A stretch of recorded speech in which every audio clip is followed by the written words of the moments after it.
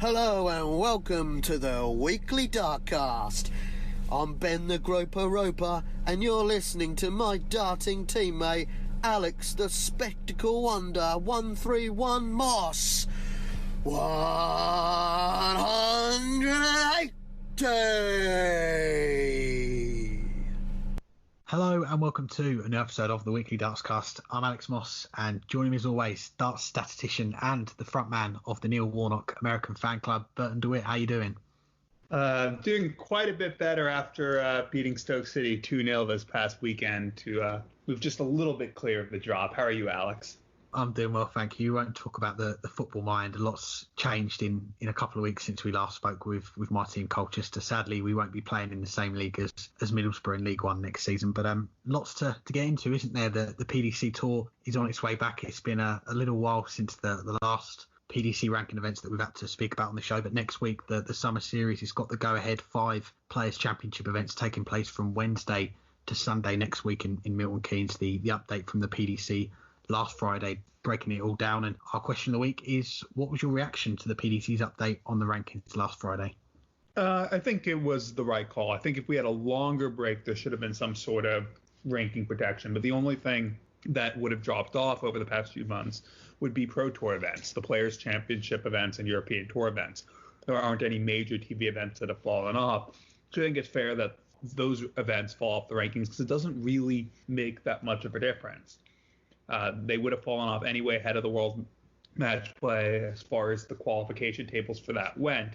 Those events wouldn't have been there. So I don't think it makes too much of a difference. The Pro Tour rankings, though, is a bit of a different story because now what's supposed to be a 1-year rolling ranking is now more of an 8-month ranking because we just lost out on 3.5-4 months.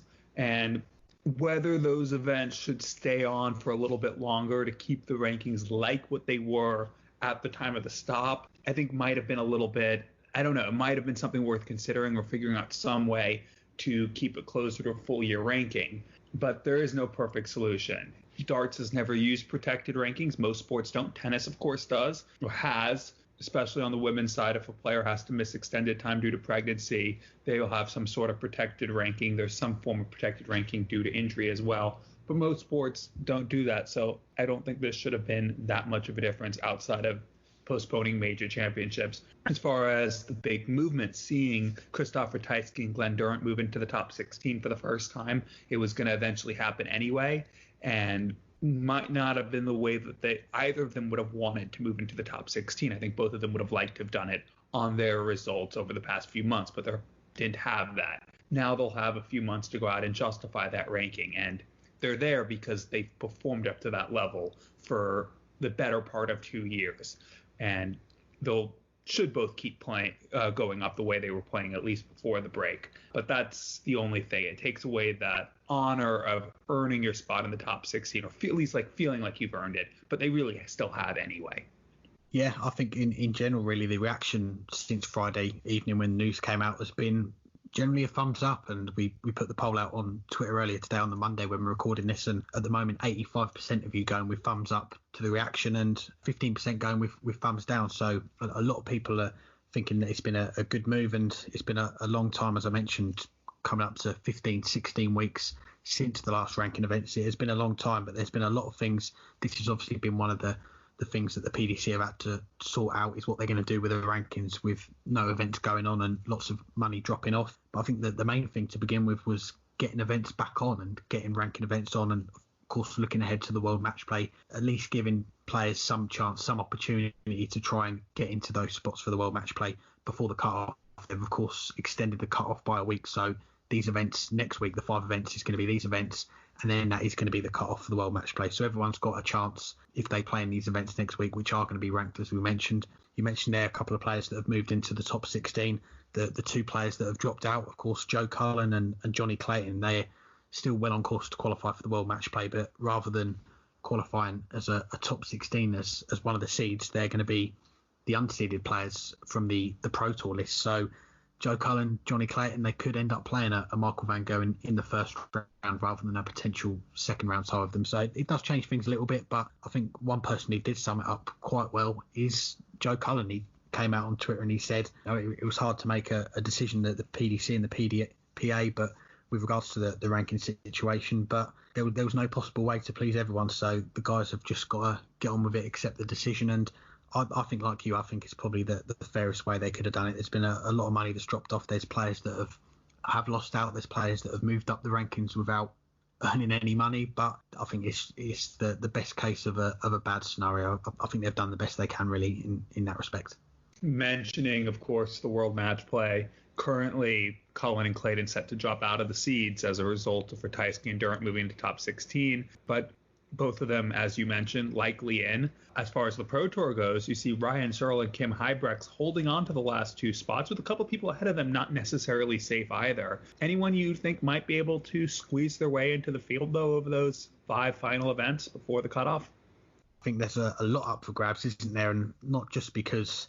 Well, it's all because we've got 5 events rather than the 2. And you look back to this time 12 months ago, the last event before the cut-off of the World Matchplay was, of course, the European Tour event, the one in Prague.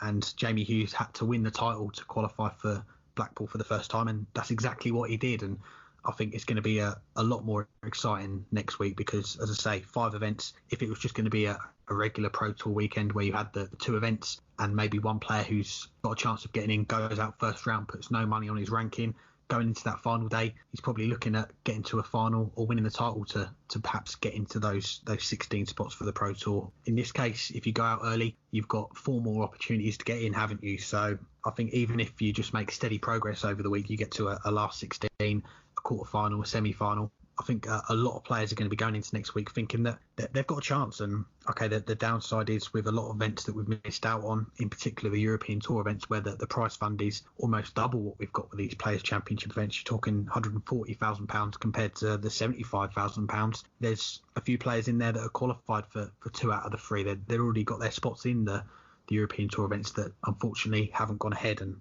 you're looking at players like Steve West, who's currently in that 17th spot, only £250 behind Kim Huybrechts in that last spot. He qualified for 2 out of the 3. A few other players as well that are close. Ron Moulenkamp, Willie O'Connor, Mervyn King. Players that would have fancied themselves to go on deep runs on the European Tour and push themselves up there. But it all goes down to next week. And those guys that I mentioned, I think there's a few perhaps that maybe a little lower down. And you're looking at the likes of Dirk van Duijvenbode, who we had on the show just after that big run he had on the European Tour. He won the online darts world championship a few months ago. So he's playing well. Chris Dobie as well, he's played a lot of online darts and done very well himself. He's a little bit further down on that list, but with all this prize money that's going to be up for grabs next week, I think there's a lot of players that are going to be going there thinking, get a couple of decent runs on the first couple of days, push myself higher up. And if a few players have not very good runs on the first couple of days, that gap can shorten very quickly. So I think it's all to play for next week. It's going to be exciting.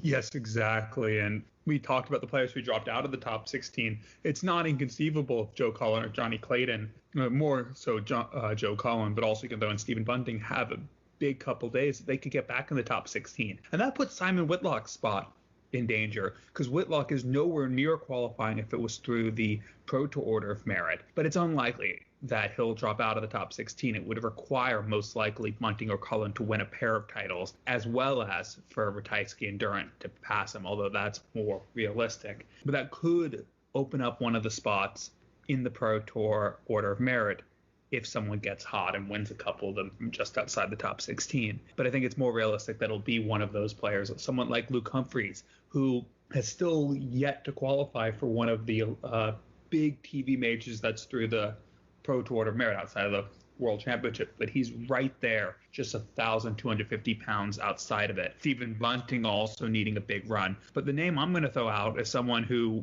well, you said Dirk van Duijvenbode, but I'm going to throw the other player who was just playing phenomenally right before it stopped, and that's Devin Peterson. Devin Peterson was in the form of his life back in January, February, and into March. He was just playing fantastic darts, averaging in the low 100s, and we were talking about him as a dark horse contender to move up over the course of the year. If he's able to get back into form right away, he was playing at a level that you would expect over 5 events for him to have 2 deep runs. He would need to make at least the final, one of them really. 2 semifinals, yes, that on its own would cut the gap, but Kim Huybrechts and Ryan Searle are going to make some money. So he's going to need to make at least a final somewhere and then have another deep run. But he was playing at that standard.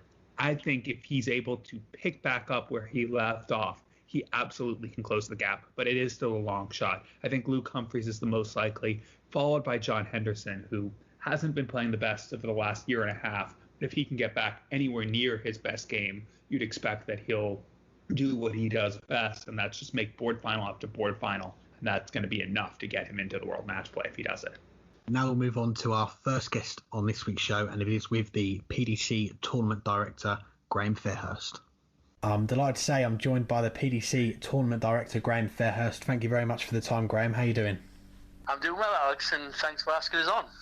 No worries at all. We'll come on to the PDC's return next week in a moment, but I want to start at the beginning for you in darts. Where did the interest in darts come from, and what are your earliest memories of the sport? Well, without boring you with the long story, basically, I left school and started working for Tommy Cox, who at the time was involved in the breakaways, probably everybody knows. And working with him got me into darts. I hadn't played darts or been involved in darts before that. So I jumped on a bandwagon at the very start, the very start of the Larder Classic in 1992, and just gone forward from there. So it was no major tale on how I got involved. Just basically, personally, the easiest way to say it is in the right place at the right time.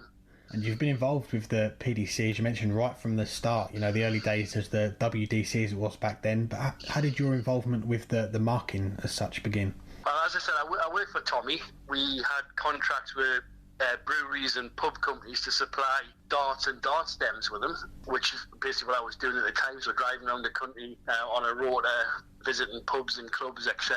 And then Tommy started to get more involved with competitions. So we marked some local competitions that we ran from the breweries. And then when Tommy, Dick and the other guys set up the WDC and we got the TV deal to do the Larder Classic, I was basically thrust on the stage to mark the games. I'd never basically marked in my life until then. And it was a nerve-wracking experience, I tell you. And I read a story as well about that first tournament, late 1992, that the very first game of the tournament, you and Keith Bisbee, he was marking the other players' board. You had to think on the fly at the end of the first leg. Can you talk us through what happened?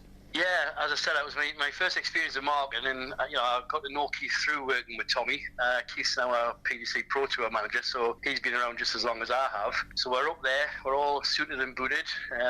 I was standing behind the referee, which is my choice because, as I said, I was very nervous of marking, so I thought if I could stand behind the referee, if there was any issues, I could whisper in his ear. But to be fair, I settled down. This called the scores, and we started marking the games, which is great. Referee, who I think might have been Freddie Williams, it was either Freddie or Bruce, one of the two, called game shot first leg. So me and Keith tore the paper off, and then thought, what do we do with this? There was actually nowhere to put it. So we looked at each other, mouthed to each other, put it in our jacket pocket, and when the first break came along, we stood there and we had to get rid of all the paper out our jacket pockets. The next morning we went into the venue a bit earlier, and John Raby, who was the stage manager at the time, was proceeding to saw holes in the set behind the paper, behind the markboard, so when we pulled the paper off the second day, we could put it through the back of the set.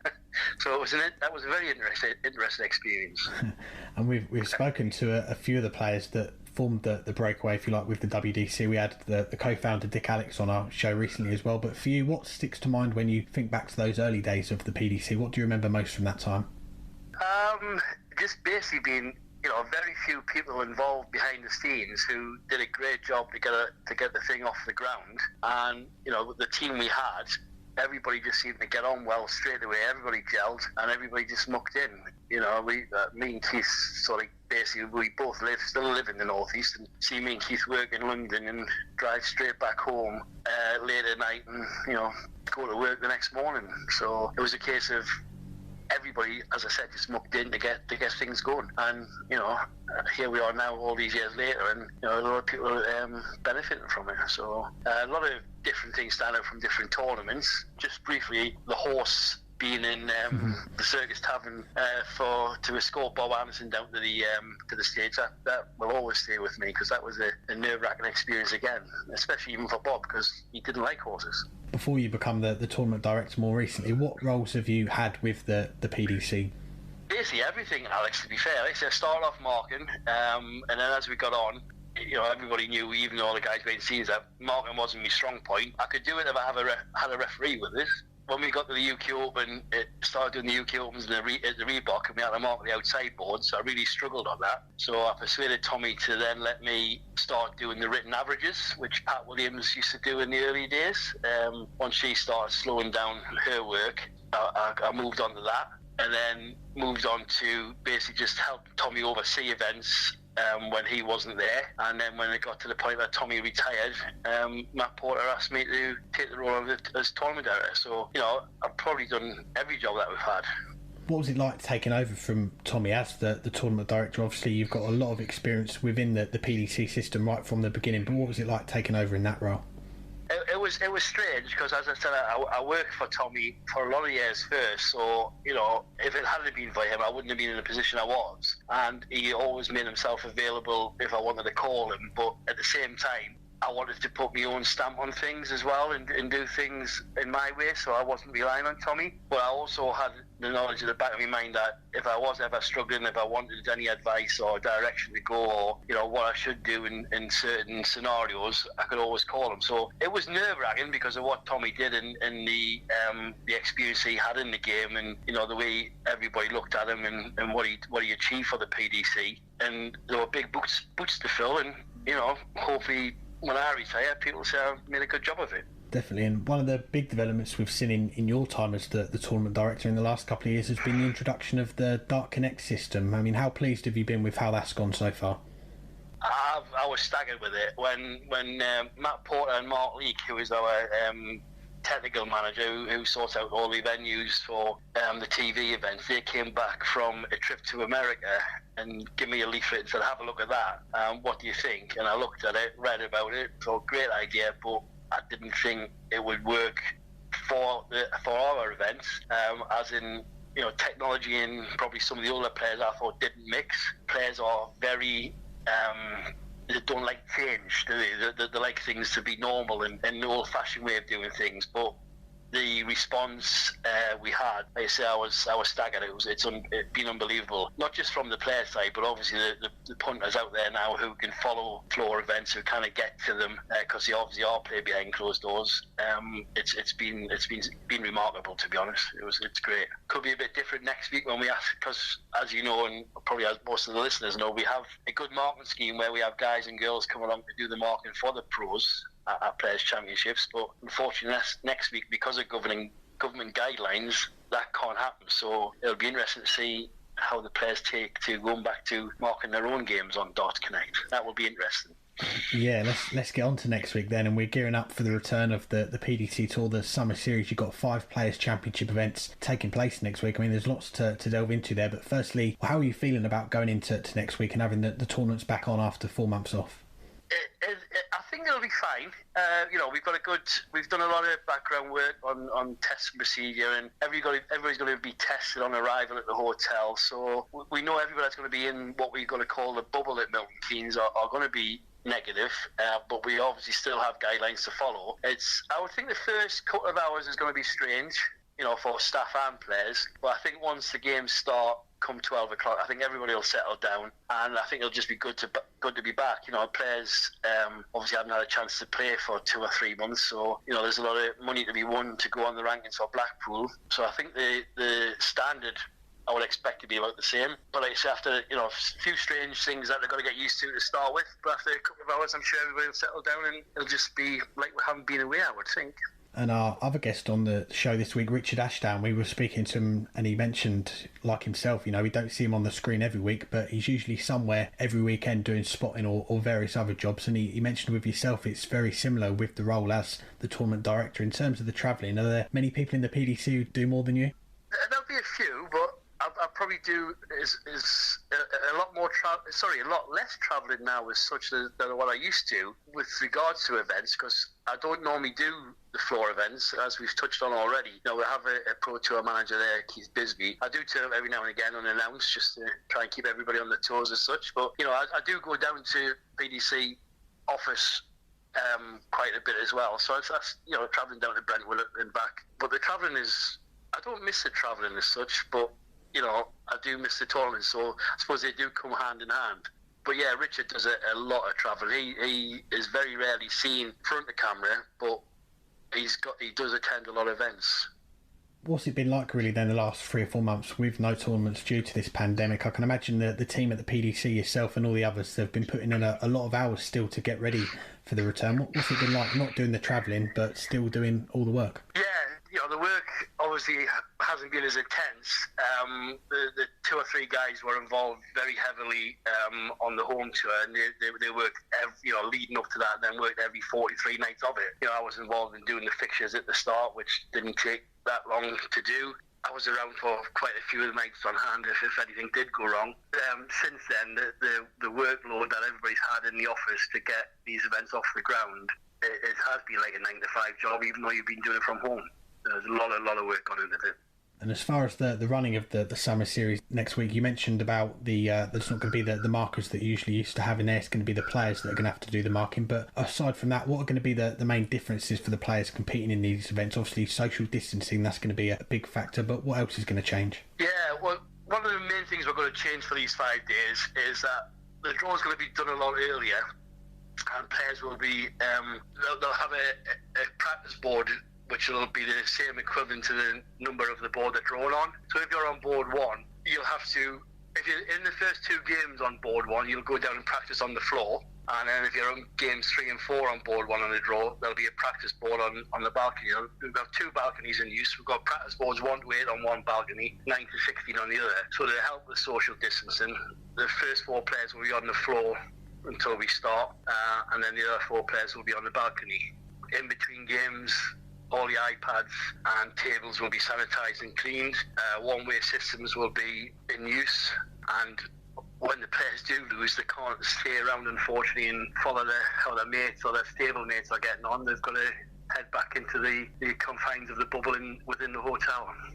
And you've been in lots of meetings recently getting everything ready, set up, so with all the necessary precautions that you've got to make sure that next week runs smoothly. Do you think next week is the biggest challenge you've had as tournament director to get these events on?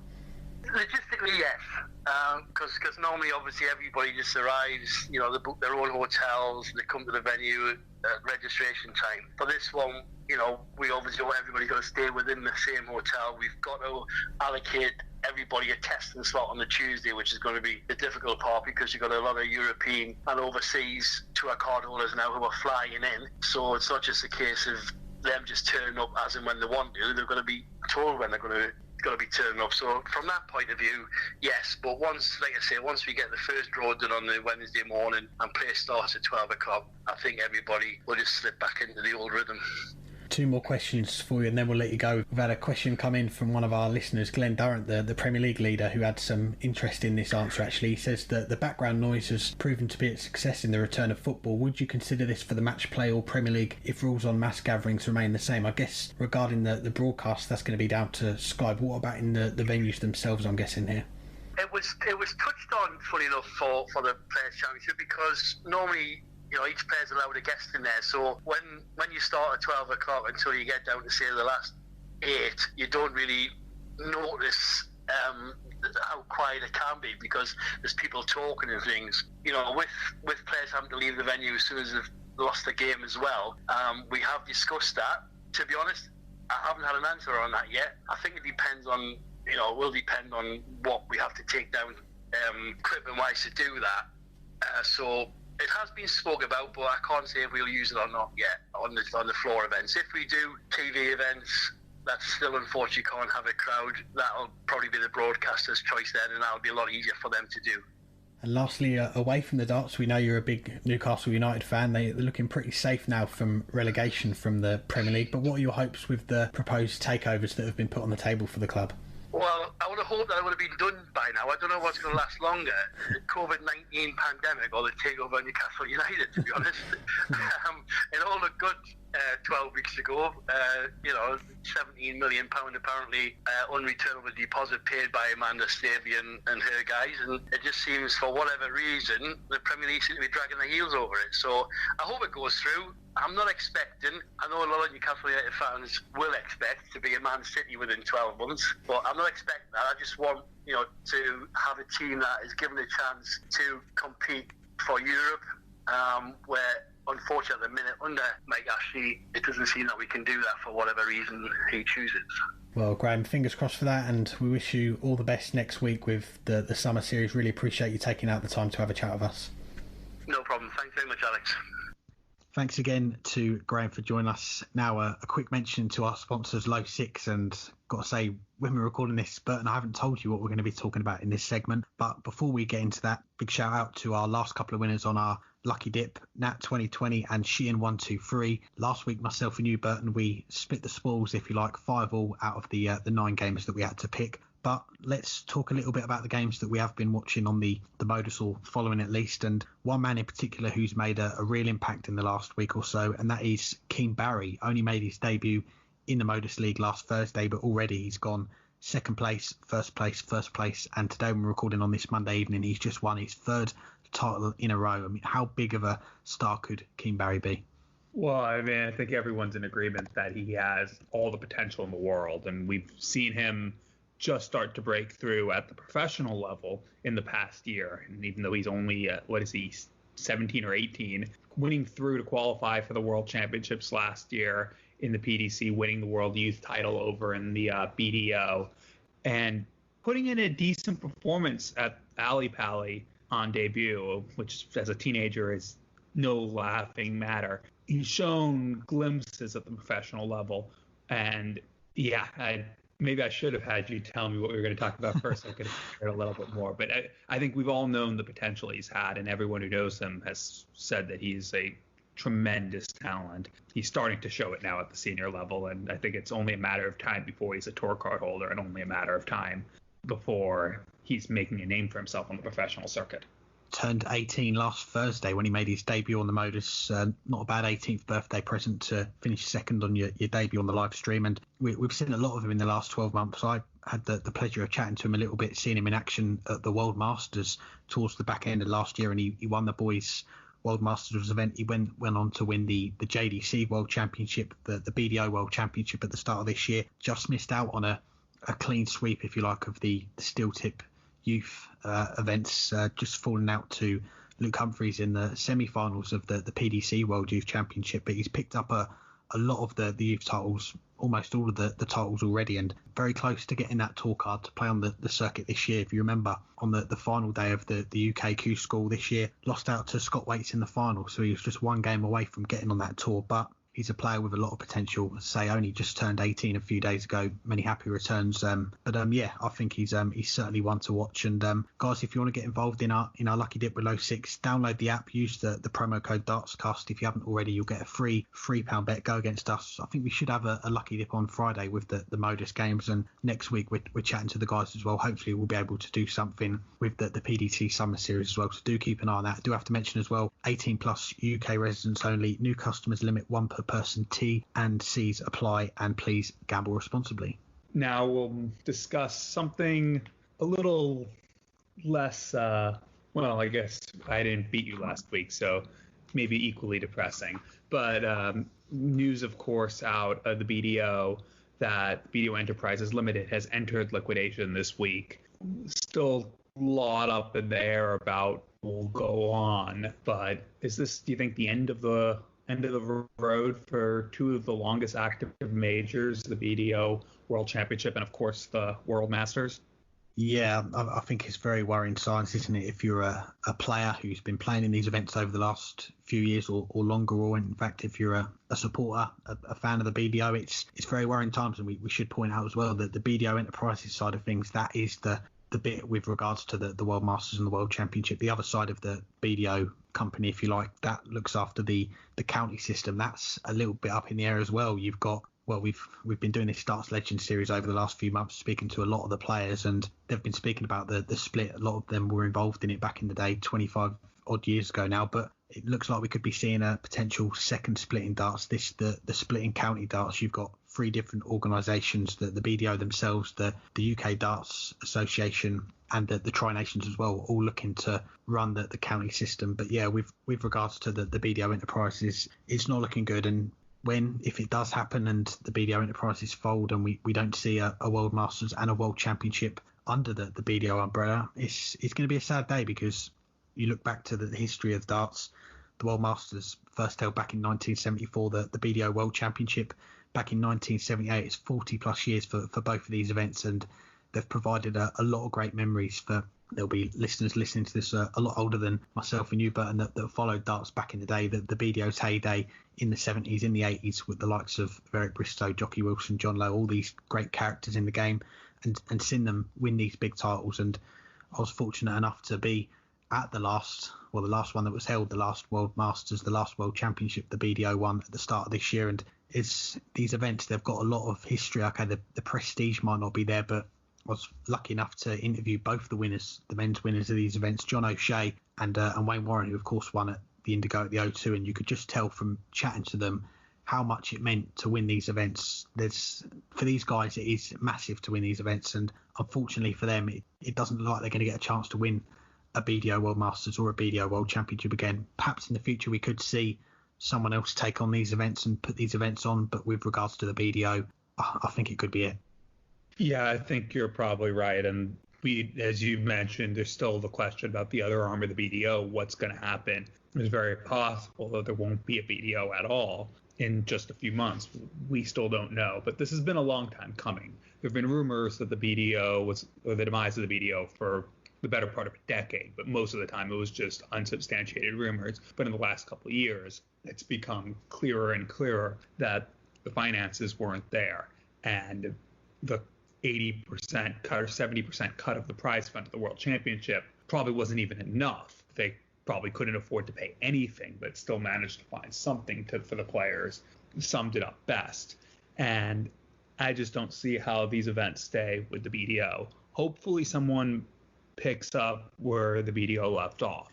And you'll hear from Richard Ashdown in a bit about the WDF's efforts to bring about their own World Championships. There's also, of course, been other organizations that have talked about staging their own major events in the coming future, and maybe one of them can buy up the history of the BDO World Championship and be the spiritual successor to it. Hopefully someone does the same with the World Masters, which predates all the World Championships, and for the longest time was the equivalent of the World Championship in the ladies' game, and for the last few years until just this past year was the equivalent of the World Championship for disability darts as well. So the World Masters, even though it's not called the World Championship, really has been a World Championship in much of its history for at least some of the events that they put on. Hopefully there is some successor to that keeps that history going. But I think that's it as far as the BDO goes for putting on major events, and I don't see these events having any future in anything that calls itself the BDO unless it's a brand new organization that takes the same name.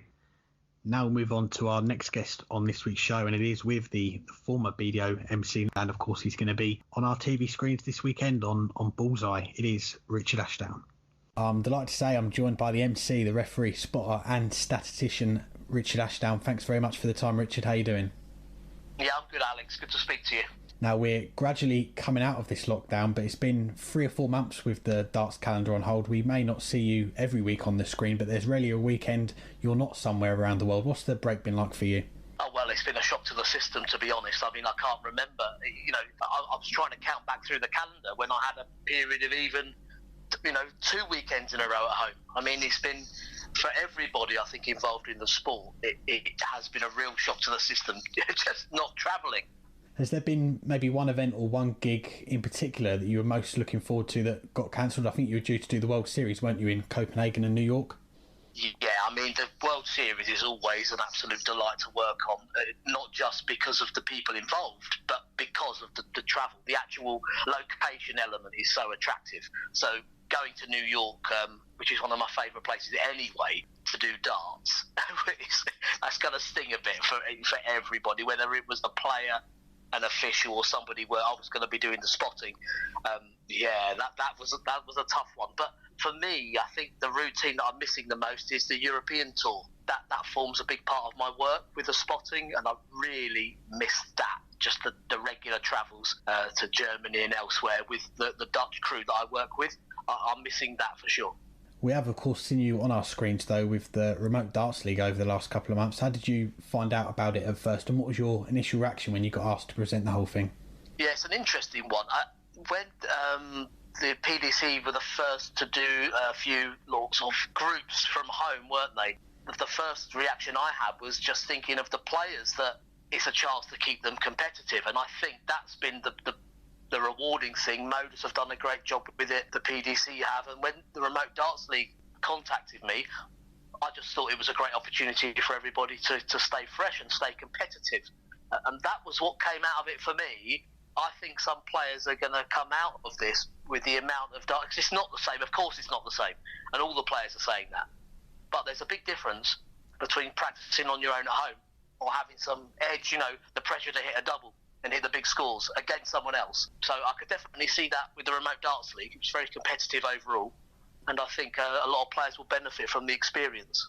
Definitely, and we had Richard Veenstra on our last show, the winner of the second Remote Darts League, which saw an expanded field to 16, including the 4 ladies as well. How do you feel the Remote Darts League's first 2 stages have gone overall?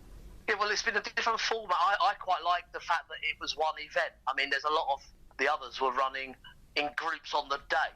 I quite liked the prolonged, drawn-out part of it. Some didn't, but I liked that. We built a story. So the first one was over 10 days with the 10 players.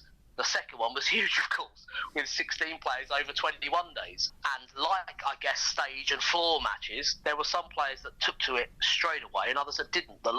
James Richardson across the 2 Remote Darts Leagues was just outstanding. He didn't play well on finals night of the second one, but he was remarkable across the 30 days of the 2 combined. He was absolutely superb. But yeah, Richard looked as cool as ever, didn't he? He's a laid-back character anyway. Mr. Veenstra really looked the part. It's been a few weeks, of course, since we saw the end of the second one. Can you give us any insight into the future plans for Remote Darts League? Will we see a third one, or is there any news on the horizon for that? There is no news, but I'm sorry to say I'm not involved in any kind of organising of the Remote Darts League. I am the hired help. I'm there as a host and a referee, but I'm not involved in organising it, and I'd love it if they could do it again, but I've not heard a thing, though. Fair enough. And last time we had you on the show, I mentioned it before we started recording, 2018, that just before Lakeside, the start of that year, it turned out to be your penultimate Lakeside. You did, of course, 2019, which ended up being the last one there anyway. We've had a question come in from one of our listeners, Owen Finney, said, what was the most memorable walk-on that you emceed at Lakeside? Oh, so I did 6 years there. I mean, I'll tell you, the first thing that came to mind when you said that, there were 2 or 3 walk-ons that I did actually off air for the audience, and they stick in my mind, and I almost wish there was footage. For example, Martin Adams didn't qualify for Lakeside 2019, so he played in 25 in a row, and we made a presentation for him on semi-finals day. That walk-on, I think, and he says it himself, was the most incredible entrance I think he's ever made in that venue, and we didn't see it on screen. I did the same with Bobby George, giving him the walk-on when he was working for the BBC. And those moments weren't on air, but of course, within the tournament itself, it's the crowd that make the walk-ons. And some of the finals especially. I mean, I remember I think it's 2017, isn't it? Danny Noppert playing Glenn Durrant in the final. Of just having that feeling when I started speaking on finals day, I literally could not hear myself speak. And that wall of atmosphere, because it's such a small venue and the ceiling is low, that it can be louder in that room than a Premier League venue because it's so compact. So when you're stood on stage, you're so close to the audience, they can really shake you. So the adrenaline for things like that. I mean, I remember Lisa Ashton and Anastasia Dobromoslova, their final. The atmosphere is just terrific in that venue. So every walk-on's a pleasure, I must say, but when you bring on legends like Tony O'Shea, such famous names in that venue, the way the crowd respond to them, that makes it absolutely brilliant. Special memories for sure. And it was July last year, almost a year ago now, that you announced your resignation as the MC and head referee of the BDO. 26 years ago, you mentioned you first went to Lakeside in 1994 and you were a spotter since 2002. How hard of a decision was that to make, to resign there? Oh, the toughest in my professional career, without a doubt, because my heart is in it so much. But I think that's the key point, that all of a sudden my heart wasn't in it. And I think that was the key thing to me making the decision. The way that the BDO was being managed, I could feel a lot of discord between the commercial element and the board of directors. It just didn't feel right for me for the future. Now, hindsight's a lovely thing, but when we go a year on after me leaving, I think I did the right thing, because what has happened, I had a feeling would happen. And I made the right choice to walk away when I did.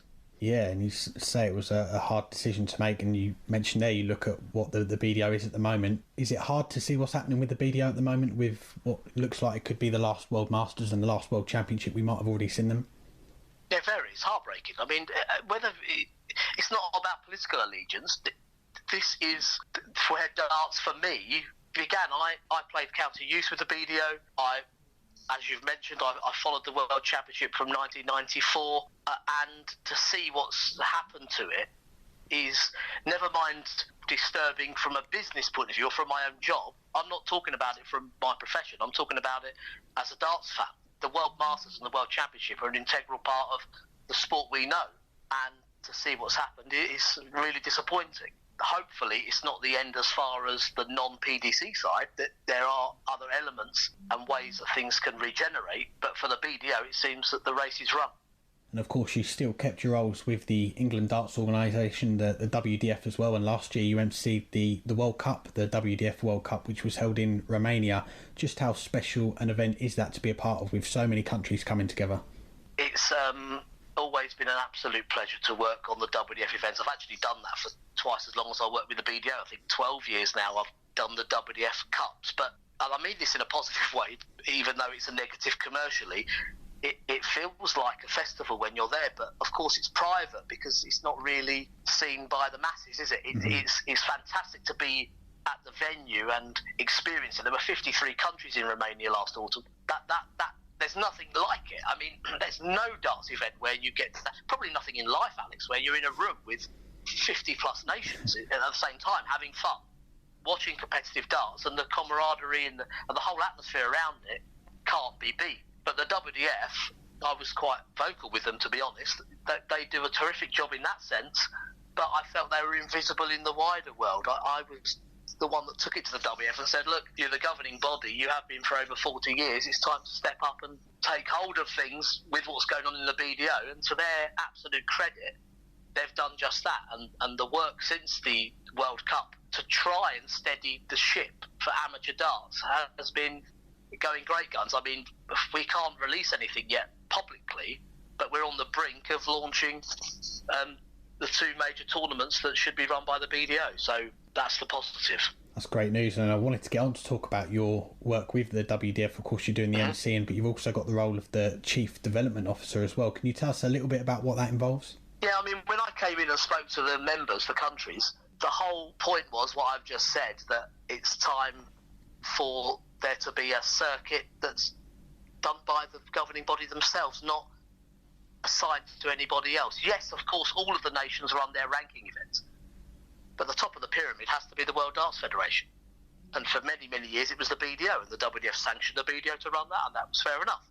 But now, there should be a system that's for all countries, and a path for all of our member nations. And what's important, I think more than anything now, is security for the players, because there's so much uncertainty that's been created by what's happened with the BDO. There's no trust anymore. So I think the first objective for the WDF is to secure a World Championship and a World Masters type event that the players are used to, and just that they have faith in a system that gets them there again, without worry or ifs and buts, but just knowing what's at the end of the yellow brick road.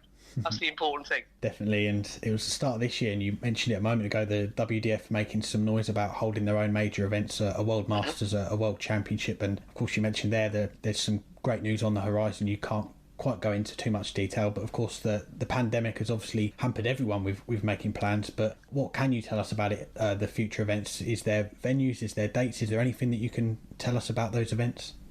Yeah, the problem is because I didn't actually want to make any kind of reference or excuse regarding the pandemic, but I would be lying if I said it hadn't been a factor, because around March and April time we were ready to launch dates and venues, but because of the pandemic and the uncertainty, you have contracts ready to be signed that can't be until we know exactly what's going on. What I can say is the objective is very simple for the WDF.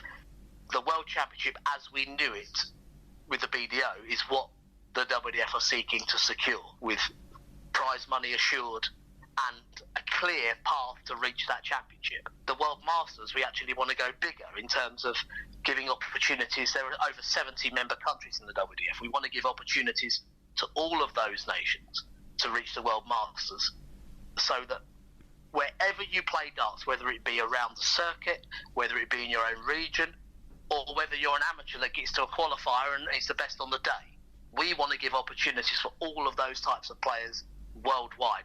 And the World Masters will be an event that we look to modernise and improve on from the model that was before.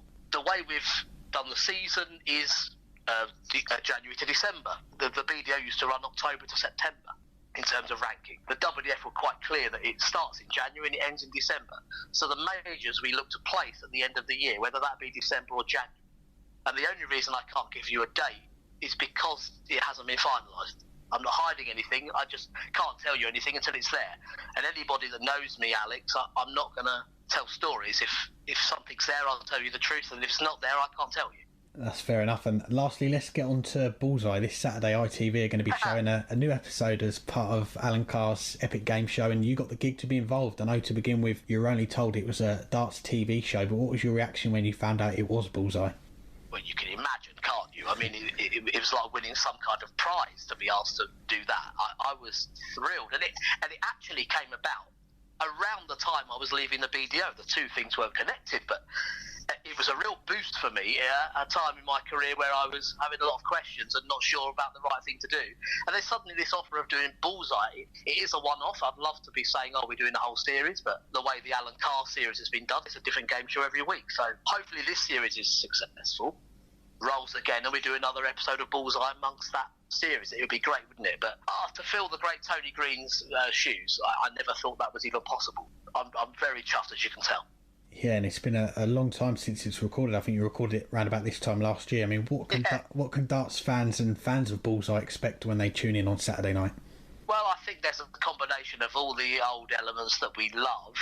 Like we've seen with the previous episodes, if anyone's been following the series of the other game shows, they're longer. It's an hour long, so the format stretches to make sure that there's more games and there's more questions, more darts, and just more to be played across the whole episode. One thing that I was hoping for, and a lot of people are asking me, there isn't the bronze bully, which I was hoping would be part of the show, but we haven't got the professional player on it. So any darts fans listening now, it is not on it, so don't be disappointed on the night. I'll disappoint you now. There isn't the professional player. There isn't the 9 darts of 301. But as far as entertainment is concerned, it was such great fun. If it's as much fun coming across out of the cameras as it was to actually make it, people are going to absolutely love it. It was so good. It really was. Well, I'm sure I speak for a lot of our UK listeners. They're all looking forward to watching it at the weekend. And Richard, it's always a pleasure to get you on the show. Really appreciate you taking out the time to chat with us, and wish you all the best with how it goes on Saturday, and of course all your work with the WDF going forward as well. Yeah, thanks, Alex. Nice to speak to you. Thanks again to Richard for joining us, and we're going to move on to some listener questions in just a moment, but want to give you guys a shout out. Don't say we don't treat you on this show. We've got 5 Bendy Bullies to give away courtesy of Bullseye. Of course, the Bullseye show is coming back this weekend on ITV. If you're listening in the UK, part of Alan Carr's Epic Game Show, Richard Ashdown's going to be on there. That's on Saturday at 7:30pm. But as I say, we've got 5 prizes to give away. If you want to enter, just give a retweet to our pin tweet on our Twitter at Weekly Dartscast, and that gets you an entry into the random draw. We'll pick 5 of you at random to win one of them. So good luck to everyone who enters. But let's get into the listener questions. We've got 4 to get through before we finish up this week.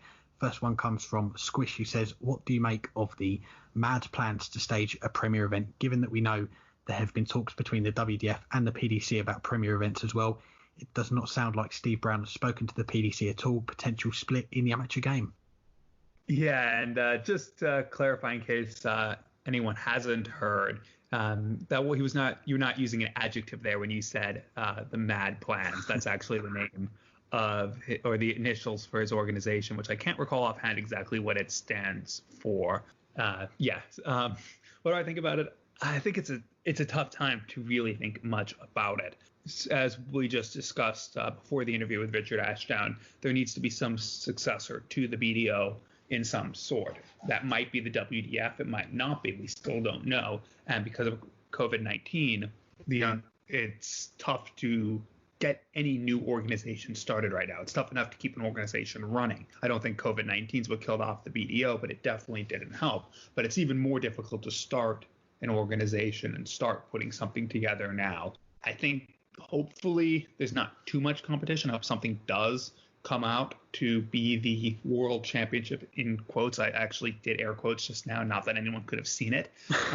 Hopefully someone does a World Championship on the amateur side, and maybe it will be Mad. Steve Brown has a great history running the JDC. He's getting that set up, and he might just be the person to do it. But I don't know yet whether it will be Mad, whether it'll be WDF, whether it'll be someone else. Yes, it's an interesting one, isn't it? And we had Steve Brown on the show just after he won his tour card. You look at all the work that Steve Brown's doing at the moment. He's also playing on the professional circuit, and as you mentioned with the JDT, the Junior Darts Corporation, he's done a phenomenal job with that. So a lot of what he touches does turn to gold. So I'm sure he'll be hoping for the same with MAD, Modern Amateur Darts, I believe is what it stands for. But I'm not entirely sure what to make of it, to be honest. I mean, He did an interview a couple of weeks ago with the guys at Online Darts, which I watched, and it's he's got some interesting plans, but there's not a lot really that we could take out of it in terms of concrete plans, what they're looking to try and do, how they're going to do it, and in terms of what we've seen on social media as well, there's been a lot of posts with some big names in the game, the likes of Phil Taylor, Raymond van Barneveld, Bobby George, Mark Webster. They've all backed what Steve's trying to do with MAD. They've all endorsed it, given a quote themselves and said, I think what they're going to try and do is great for amateur darts. So from that perspective, it does sound good. It sounds like they're going to put something together that's going to be good for the amateur game. But for me personally, and I think there's a few other people that have mentioned it on social media as well over the last few weeks since this MAD came about, is what exactly are they going to do? So for me, I'm going to keep my eyes on what they're trying to do, and already spoken a little bit to Steve as well. He's going to try and get him on the show maybe a little bit further down the line when they've got some more plans. But yeah, I'm going to reserve judgment for now. Now, I'm glad you asked the last question. Try to pronounce squish. I think I can get the pronunciation of where our next question comes from, although my German's not the best. This one comes from Philip Wolf, and he asks, who are your favorites, outsides, and dark horses to top the Summer Series order of merit?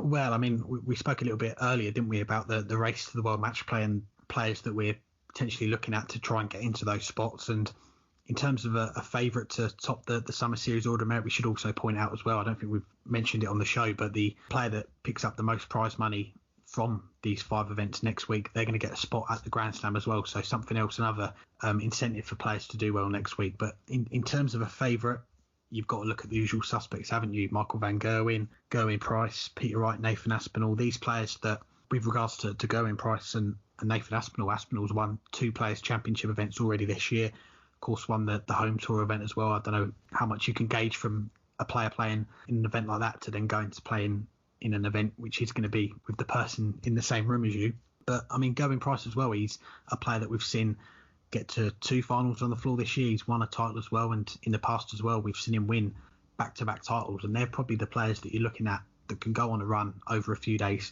pick up 2 titles or get to a final and win the next day. And players like Christoph Ratajski and White, they're probably the players that I'm looking at as players that are going to win it. I do think it's going to come from a player that's in the top 16, because as we've spoken about, there's going to be a lot of pressure on players to qualify for the World Matchplay. So I think players that haven't got a lot to lose in that respect, that are pretty guaranteed to qualify for the World Matchplay, I think it's going to come from one of those.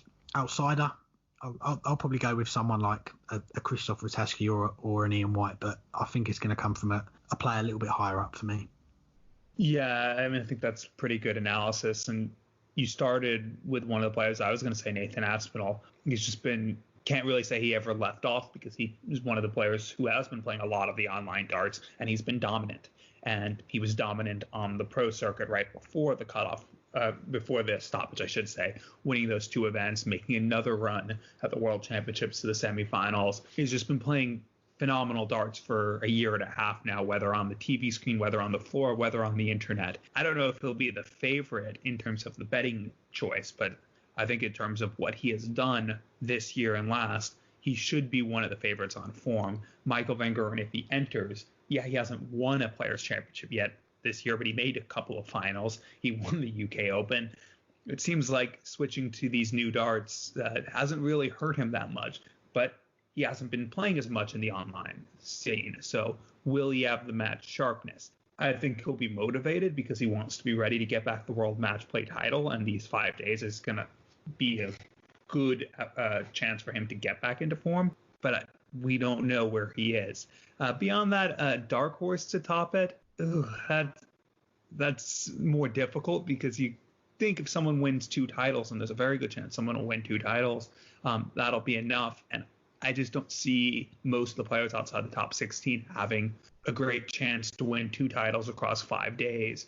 But any of these players are good enough to get hot. And look at Brendan Dolan winning 2 titles at the back end of last year. If he picks up where he left off, he could absolutely win 2 across 5 days because he's just been playing at a very good level now for the past year. And that's why he's back in the top 32 after a long time out of it.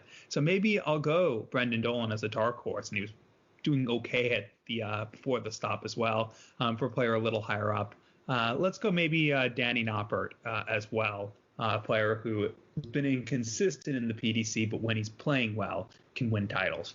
Second question from Philip then, and he says, do you two think there will be Players' Championships every weekend between the World Matchplay and the Euro Tour in Hungary? I think there's a very good chance of that, or at the very least, if not every weekend, every other week. Well, I think we need to see how these 5 days in Milton Keynes goes. But if they go smoothly, I think that is the better thing than to say we need to play every weekend. How about every other week? Because that cuts down on traveling, and you get everyone there for an extended period of time. If you can get people there to play 5 days in a row or 8 days in a row and then give them some time off, you can make up for the missed events. You can make up somewhat for the missed European Tour events without having to have the travel. But we don't yet know how this week is going to go. And I think that's why they haven't announced yet what the schedule is going to look like for August. But I think if these 5 days go well, I think that's going to be the preferred plan. I think that should be, because the more events you can have with the least amount of travel is the ideal. Doing it every weekend means more travel. Doing it every other week for a full week, you avoid half the travel. So I think the answer will probably be no, but we need to see how the 5 day events in 5 days goes first. Yeah, I think you're absolutely spot on. That's what I had down here as well. One of the bits I had to point out was we'll see how these events go. And in the past, the PDC, they've spent a lot of time looking to the future, their long-term plan. Of course, Barry Hearn goes on about the global domination of darts, trying to get the game global. But I think at this moment in time that the PDC are looking short term. They're not looking too far ahead. And we've seen interviews that Matt Porter's done, other people, where they've been asked questions about the World Grand Prix, the World Championship, and they've just said at the minute, we're just looking short term. We want to see how we're going to get past this situation first before we look even further, because as we've said on this show time and time again over the last few months, it's beginning to become one of our catchphrases. We just don't know what this pandemic, what this current predicament that we're in is going to look like in 2 weeks, 3 weeks, 4 weeks further down the line. Things can change, can't they? So I think it's a difficult one to answer at the moment before we see how these events go. And you look at when the World Matchplay finishes 26th of July, and then there's a 5 week gap before you have that European Tour event. I know there's 2 Players' Championship events that were due 29th to the 30th of August, the weekend before. I'm not quite sure if they're going to go ahead. But yeah, you've got 5 week gap. You've also got the Premier League coming back, a question that we're going to come on to in a moment. How are you going to fit in these events? And I do think it will be a case of perhaps putting on more than 2 events in a certain stage. You players come over for free for, I don't know whether they'll go to 5 events again, but maybe doing 3 or 4 events. And you've got to think as well about the price it's going to cost for the PDC to put these events on. And I'll give you guys a nod to Edgar TV, Matthew Edgar, who's done a great video on YouTube this week. All the players have been sent, I think it was a 9-page document of all the rules and regulations heading into next week, going into this bubble in Milton Keynes. And it's going to be an expensive thing to put on. You look at all the players are going to get tested for free. That's an expense that the PDC are going to have to put up. And of course, the prize money and putting all the players in the hotels and using the venue, it's going to be a costly operation. So I don't think they'll do 2 events every weekend. I think we could see them do maybe 3, 4, possibly 5 again. I don't know, but definitely 3 or 4 events in a stretch and cut down on the travelling as well, like you say. And then one last question. This one comes from Owen Finn. You mentioned, of course, the Premier League and the uncertainty there, but he asks it directly now. Do you think the Premier League will still resume on July 30th, even if there is no crowd allowed? Yes, it's another tough one, isn't it? And we haven't even mentioned that this upcoming weekend on the 4th of July, we've got an announcement due from the PDC with regards to the World Matchplay and whether they're going to have a crowd in 2 weeks after that for that event, and whether it's going to go ahead at the Winter Gardens or it's going to be moved to another venue. So I think probably we're going to have to wait until this weekend before we can maybe have a better judgment on that. But it is a difficult one, isn't it? Because they've already pushed back these events already. And as we go into the final few months of the season, there's not a lot of opportunities to get these events on. And yeah, it's such a tough one. But as I say, you've got to look at it every week. Things are changing. Could they do a limited crowd? I think possibly in the bigger venues, it's going to be easier to do it than maybe in a Winter Gardens, because you look at the venues that they're selling out. Okay, they're not going to be selling them out for a little while now, but the big arenas that they're playing in, 10,000, 12,000 plus people, they're getting into these venues. It could be easier to do the social distancing and have a smaller crowd in there. So I'll go with yes. I do think that we're going to see a little bit of a crowd. Will they resume even if no crowd is allowed? I think they're probably going to get to a stage where they've got to get the events on if they're going to finish the Premier League. Yeah, we'll know more after we get the announcement about the World Matchplay, but I think the answer is it depends on what Sky Sports wants. Not in terms of about whether there'll be a crowd, but in terms of whether, if there is no crowd, it goes on. I think if Sky wants these events to go forward, they'll go forward. Because yes, the PDC will lose money by not having fans in attendance, but the driving force behind the Premier League is the television coverage and the media sensation that it is. Not just in Europe, not just in the UK now, but also across Europe. But Sky is the driving force. I think if Sky wants it to go forward, even behind closed doors, it will go forward. If Sky says, no, we don't feel like it's worth it without that atmosphere there, then it'll be postponed. So I think the answer really comes down to what does Sky Sports want? And I guess we'll have in our sign-off, we'll talk a little bit about Sky again, so we'll leave that for a minute. But I think it comes down to Sky. Anything else for this week? A couple of things that I've got to bring up at the end of the show. The first ever Bang Average Darts League. I know we haven't mentioned it too much on the show. But it came to an end at the weekend on Sunday evening. Congratulations to Barney, who was the winner, not Raymond van Barneveld, another Barney, winning 7-5 against Dan Kane in the final. So congratulations to him. Want to say a big thank you as well to everyone that took part in the first one. The second Bang Average Darts League is going to be coming very soon. And Burton, delighted to say that you're going to be involved in the second one, and hopefully you can restore a little bit of pride for the podcast, because I had an absolute nightmare in it. Another thing I wanted to mention as well is want to send our best wishes to Rod Studd, the Sky Sports commentator, who's back home now recovering, had a stroke a few weeks ago now. He's now back home on the road to recovery, so we do wish him all the best. And the last one as well, just want to give a quick mention again, our competition that we're running this week with our friends at Bullseye. 5 bendy bullies to give away. All you've got to do to enter is retweet our pin tweet on Twitter. It will be this tweet saying new podcast, have a listen. So give it a retweet. That's all you got to do to enter, and we'll pick 5 of you at random to win one. Yes, indeed. And echoing those thoughts about Rod Studd, glad to hear that I think it was about a month, he's out of hospital and on the mend. We hope that continues, and we hope he's back to his best, and who knows, maybe even commentating on the World Matchplay in a couple weeks. And yeah, how many legs do I need to win, though, to restore glory to the podcast in our competition? Cool. Legs, probably looking at about 5 or 6. To beat me, all you've got to do is get 1 point. So you've got to draw 1 game out of 9, and you'll have done better than me. All right. Well, let's not push our luck. I've barely picked up a dart in the last 3. So I'm a little out of form, but maybe, well, not that I was in form before. But yes, if you want the opportunity to defeat me and you still have to be poor enough to be able to qualify. But if you're poor enough to be able to qualify and want to beat me, please join the competition.